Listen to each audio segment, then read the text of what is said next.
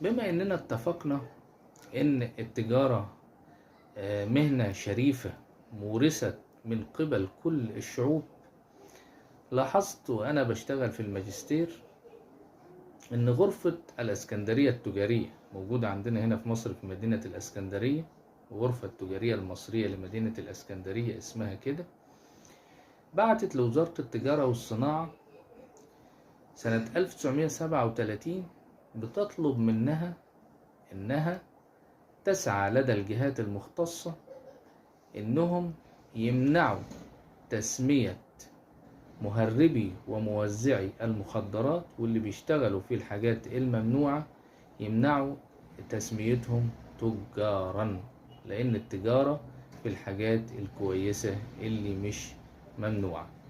ياريت كلنا ناخد ده في اعتبارنا. تحياتي.